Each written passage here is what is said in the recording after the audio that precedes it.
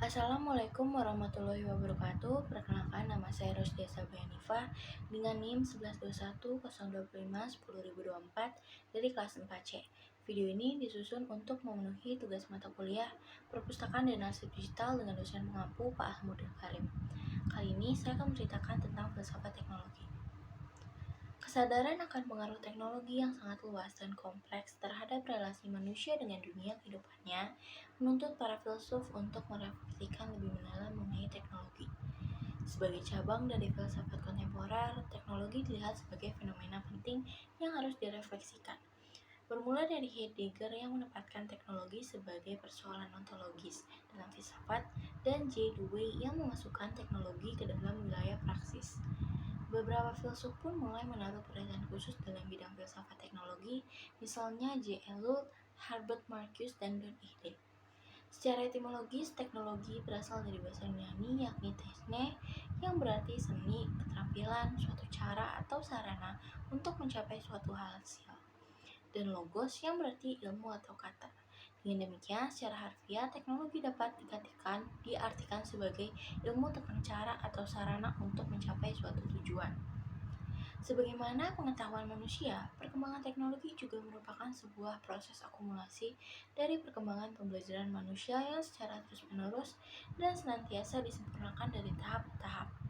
Perkembangan teknologi sebagai sesuatu yang lebih bersifat materialis praksis, yaitu alat ciptaan manusia, dapat dijabarkan ke dalam beberapa fase. Yang pertama ada fase penggunaan otot, kira-kira 1 juta tahun yang lalu. Dalam fase ini, teknologi dilihat sebagai teknologi yang ditemukan. Artefak teknologi yang dihasilkan berupa batu, palu, tombak, busur, dan alat lainnya yang terbilang masih sangat sederhana. Yang kedua, fase penggunaan tenaga alam dan binatang, kira-kira 3000 sebelum Masehi hingga 1700 Masehi. Artefak teknologi yang dihasilkan berupa alat pembajak, gerobak, kincir, dan perahu layar. Pada fase ini juga telah ditemukan teknologi bahasa berupa tulisan-tulisan. Yang ketiga ada fase revolusi industri, yaitu pada tahun 1700 Masehi hingga 1940 Masehi. Dalam fase ini, alat-alat teknologi telah lebih berkembang, yang dimana diciptakannya mesin uap dan alat-alat yang bertenaga listrik. Yang keempat, fase revolusi energi pada tahun 1940-an hingga 2000. Fase ini menghasilkan pesawat ruang angkasa, tenaga nuklir, dan komputerisasi. Yang kelima, revolusi informasi atau pada masa sekarang. Teknologi yang diciptakan sudah sampai pada tahap kecerdasan buatan atau artificial intelligence. Hal ini dapat dilihat dari gejala cyberspace atau ruang cyber. Don Ihde merupakan salah satu filsuf kontemporer Amerika Serikat yang secara khusus menaruh perhatiannya pada ranah filsafat teknologi. Menurut Ihde, dunia kehidupan manusia saat ini telah dipenuhi oleh alat-alat teknologi. Bahkan manusia sendiri tak dapat hidup tanpa teknologi. Teknologi-teknologi sederhana, terutama dalam artian teknik, berkembang mulai dari kebudayaan Yunani klasik sebagai suatu bentuk ekspresi seni, lalu memperoleh pengertian yang lebih materialistik dalam kebudayaan Romawi Helenes. Teknologi pun terus berkembang hingga saat ini dan telah sampai pada tahapan otomatisasi. Selanjutnya, teknologi menurut Don Ihde sebagai seorang filsuf kontemporer yang secara khusus menaruh perhatian terhadap filsafat teknologi. Don Ihde mengakui bahwa definisi tentang teknologi itu sangat luas. Menurut Ihde, bagaimanapun dalam mendefinisikan teknologi, terdapat 3 ciri utama yang harus diperhatikan, yakni teknologi harus memiliki komponen konkret yakni materi, aspek penggunaan yang diakses praktis, dan hubungan antara alat-alat teknologi dan umat manusia yang menciptakan, menggunakan, dan mengubahnya. Ia berasumsi bahwa teknologi tidaklah netral, dalam artian teknologi yang digunakan manusia sebagai mediator dalam mempersepsi dunianya mengubah pengalaman manusia tentang dunia. Teknologi juga menjadi tidak netral karena melalui kekuasaan manusia dapat menggunakan teknologi sebagai instrumen kekuasaan atau sarana untuk mencapai tujuan tertentu. Selanjutnya, pengalaman manusia tentang dunianya ditransformasi oleh instrumen teknologi. Penggunaan teknologi oleh manusia telah memunculkan revolusi teknologis yang sangat besar, terutama dalam aspek waktu, ruang, dan bahasa, yang dimana disebabkan oleh artefak teknologi berupa jam, peta, atau lensa, dan tulisan. Dan teknologi yang diciptakan bisa saja tidak selalu mengikuti desain atau kehendak penciptanya. Alat teknologi yang digunakan mengalami transformasi ciri penggunaan, sehingga penggunaannya dapat berbeda jauh dari intensi semula penciptanya. Selanjutnya, menurut ide metode filsafat teknologi. Ini agar filsafat menjadi suatu filsafat teknologi, maka filsuf harus menempatkan teknologi sebagai fenomena utama untuk dikaji dan mampu menganalisisnya secara reflektif sedemikian rupa untuk menerangkan ciri-ciri fenomena teknologi itu sendiri. Metodenya ini disebut sebagai fenomenologi instrumentasi. Melalui metode ini, ide berusaha untuk menjelaskan bagaimana pengalaman indrawi manusia secara intensional dan perseptual berekstensi lewat artefak teknologi. Metode pendekatan yang digunakan ide dalam meneliti dan menjelaskan relasi manusia dengan teknologi yang dimediasi oleh instrumen kemudian disebut sebagai pasca fenomenologi atau post-fenomenologi. Selanjutnya adalah konsep dasar filsafat teknologi dan ide. Yang pertama itu ada dunia kehidupan atau life world. Istilah dunia kehidupan pertama kali lahir dari tradisi fenomenologi yang dikemukakan oleh Edmund Husserl dengan istilah Lebenswelt. Istilah ini kemudian dibahasakan kembali oleh ide dalam filsafat teknologinya menggunakan kata life world. Pada masa kini, dunia yang dihuni oleh manusia telah dipenuhi oleh teknologi, dan pada kenyataannya manusia tidak dapat hidup tanpa penggunaan teknologi. Semenjak manusia lahir atau bahkan ketika manusia sedang tidur, tanpa sadar manusia telah berada dalam cara pandang tentang dunia yang telah termediasi oleh artefak teknologi. Persepsi manusia terhadap dunia kehidupan mengalami transformasi oleh teknologi. Jalinan teknologi yang erat dalam hidup manusia kemudian membentuk suatu dunia kehidupan baru, yakni dunia kehidupan yang termediasi oleh instrumen teknologi. Teknologi terletak di antara manusia dan pengalaman manusia akan dunianya. Menurut ide, melalui mediasi instrumen teknologi, manusia pun mengalami dunia kehidupan secara baru, yakni secara teknologis. Yang kedua ada instrumentasi dan realisme instrumental. Dalam fenomenologi instrumentasi, dipahami bahwa dunia kehidupan wujud melalui instrumen. Instrumen dalam artian ini merupakan teknologi yang mewujud dalam bentuk alat-alat seperti teleskop yang mampu membantu manusia untuk melihat benda-benda jauh, arloji yang dapat mengukur waktu dalam satuan jam, dan semua alat ciptaan manusia lainnya.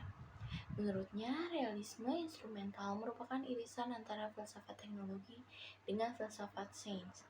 Alat-alat teknologi atau instrumentasi mendekatkan dunia kehidupan dengan dunia sains. Dalam hal ini, sains yang teoritis menemukan manifestasi materinya dalam instrumentasi. Sains mewujud dalam teknologi. Wilayah teoritis sains mengecil akibat peran instrumen dalam mengubah status entitas dari teoritis menjadi nyata. Realisme instrumental memberikan status realitas dalam derajat tertentu bagi entitas yang sering dianggap sebagai objek teoritis mata, dan ini menyebabkan wilayah teoritis yang masih ada menjadi semakin kecil. Lalu yang ketiga itu teknologi mengubah persepsi manusia. Dalam usaha mendelik hubungan manusia dengan teknologi, ide terlebih dahulu menampilkan bagaimana penggunaan teknologi dalam wujud alat mampu mengubah pengalaman dan persepsi manusia. Persepsi manusia tentang dunia kehidupan berubah seiring dengan penggunaan teknologi sebagai mediator antara manusia dan dunia kehidupan. Dalam konteks ini terdapat dua jenis persepsi, yakni mikropersepsi dan makropersepsi. Mikropersepsi adalah persepsi manusia yang langsung melalui tubuh dan semua inderanya. Kita adalah tubuh kita yang dalam arti fenomenologis kita adalah ada di dalam dunia yang mengalami gerakan, persepsi, dan emosi dengan tubuh. Pengalaman kebertubuhan seperti ini oleh ide disebut sebagai body one. Sementara makropersepsi adalah persepsi yang manusia peroleh melalui struktur atau budaya di mana manusia berada, seperti cara berpikir dan kebiasaan. Pengalaman kebertubuhan seperti ini atau makropersepsi ia sebut dengan istilah body two. Selanjutnya yang keempat adalah teknologi mengubah persepsi waktu. Pada masa kini, waktu kita kenal melalui penciptaan alat-alat tunjuk waktu seperti arloji. Melalui arloji, konsep waktu diukur dan dihitung dalam satuan jam. Arloji menjadi alat teknologi yang sangat penting dan berpengaruh dalam perkembangan sejarah peradaban manusia, terutama di barat. Dengan konsep ini, waktu pun dapat diukur dan dikuantifikasi. Dapat lihat perbedaan yang mencolok pada masyarakat yang menggunakan arloji sebagai pengukur waktu dengan masyarakat yang tidak menggunakannya. Melalui konsep waktu yang terukur dalam arloji, alam pun dilihat secara lain. Jika pada zaman dahulu manusia mematok hidupnya berdasarkan alam dan membaca alam untuk mengetahui waktu, yang terjadi sekarang adalah terbalik. Manusia mengukur alam berdasarkan konsep jam. Melalui arloji, manusia membaca alam. Selanjutnya yang kelima adalah teknologi mengubah persepsi ruang. Teknologi mengubah persepsi manusia terhadap ruang mula-mula terjadi setelah diciptakannya peta untuk melukiskan permukaan bumi. Di atas peta, ruang dibagi-bagi atas koordinat-koordinat dan garis-garis lintang dan garis bujur. Melalui peta, ruang diidealisasi dan dikuantifikasikan. Ruang dan lahan direduksi menjadi selembar kertas yang diberi nomor dan titik-titik koordinat. Oleh peta, bumi dibaca dari atas. Dalam membaca peta, dibutuhkan juga suatu perspektif imajinasi yang lepas dari tubuh. Cara ini adalah cara melihat muka bumi dari suatu kedudukan yang tidak ditepati oleh pengamat. Selanjutnya yang keenam adalah teknologi tulisan mengubah bahasa. Sebagaimana perubahan persepsi waktu dan ruang, teknologi juga merubah persepsi manusia terhadap bahasa. Secara gamblang kita dapat melihat bahwa bahasa lisan dan bahasa tulisan memiliki perbedaan yang sangat mencolok. Tulisan dilihat sebagai sesuatu yang mentransformasi bahasa dan pengalaman manusia. Persepsi dan pemahaman kita tentang bahasa pun ikut ditransformasi oleh tulisan. Kita dapat mengatakan bahwa tulisan merupakan teknologi dari bahasa karena penulisan suatu bahasa bagaimanapun selalu menggunakan alat-alat yang adalah teknologi sederhana. Dalam setiap kebudayaan selalu terdapat bahasa tulisan yang berbeda-beda. Ada yang menggunakan sistem huruf, tapi ada juga yang menggunakan sistem gambar. Tulisan merupakan contoh yang paling baik dalam menggambarkan ketertanaman teknologi dalam budaya.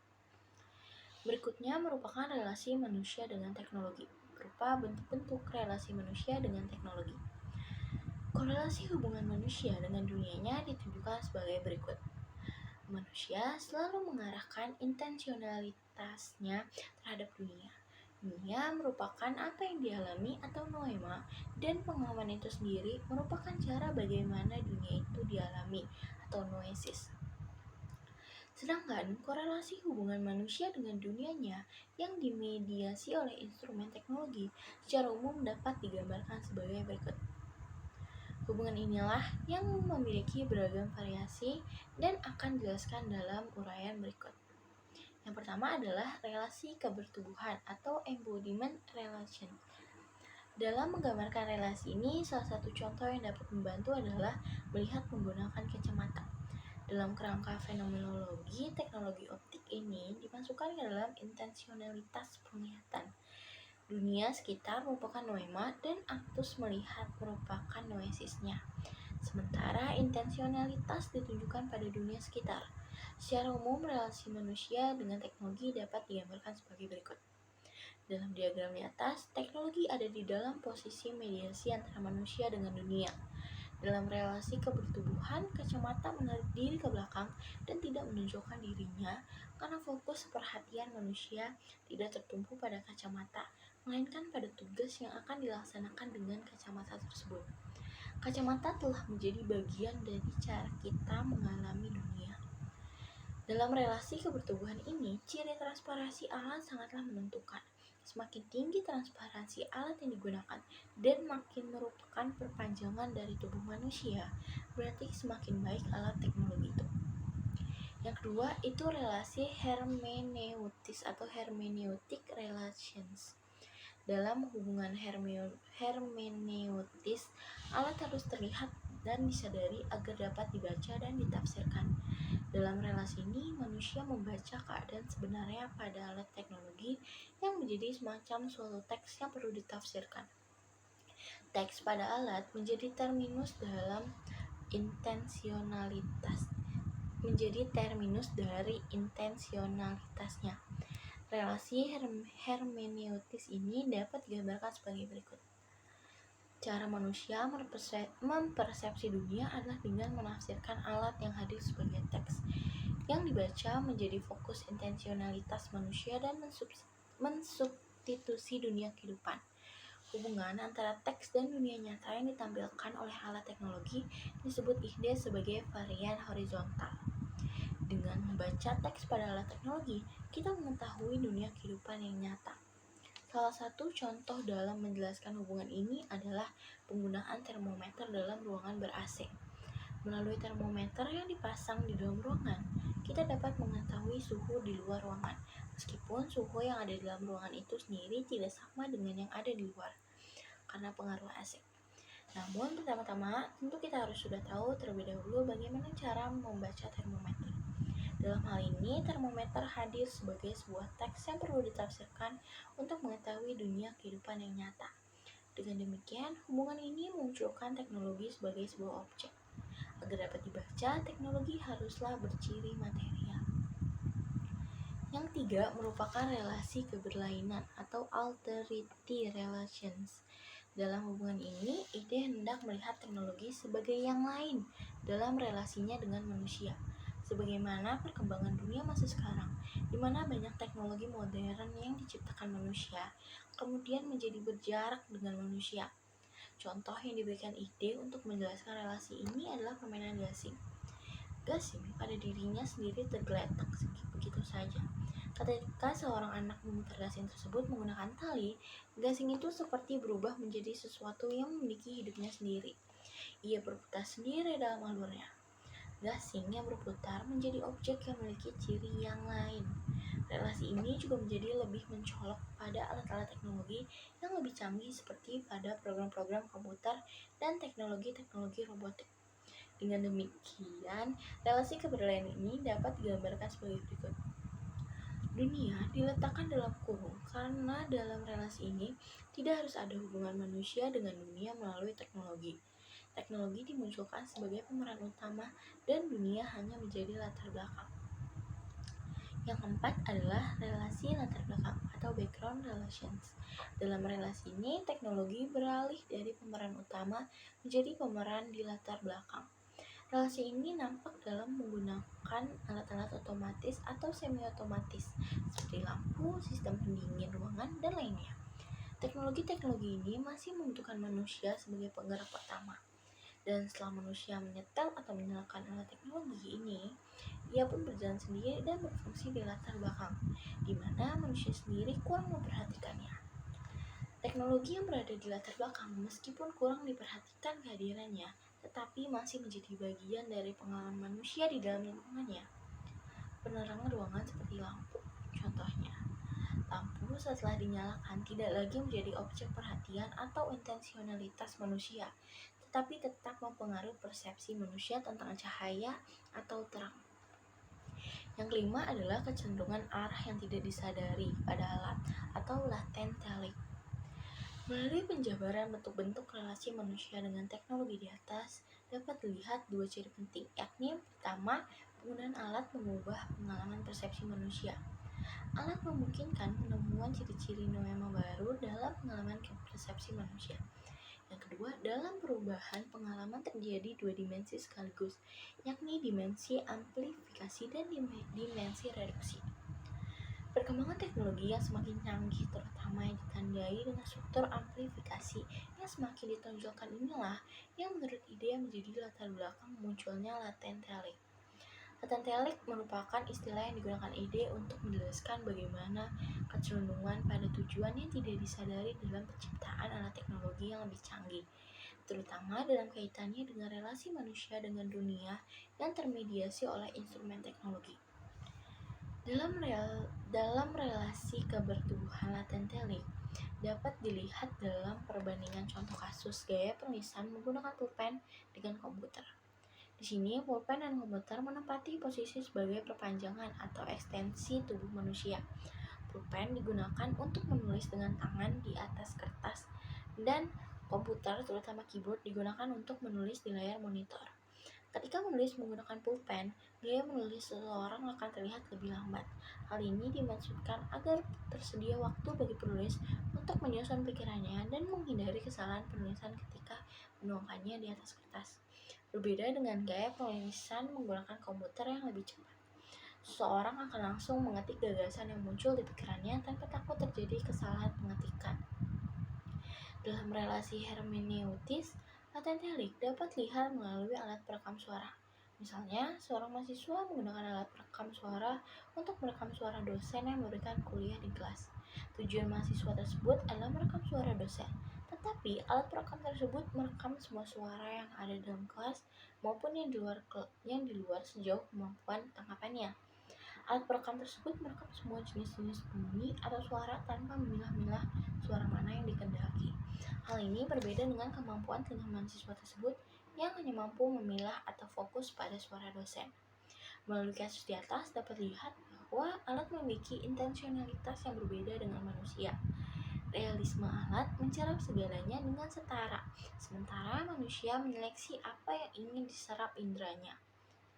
Dunia yang ditampilkan oleh alat dapat dianggap nyata, yakni ketika teks hermeneutis alat dibaca secara langsung tanpa sikap kritis, yaitu secara representasional.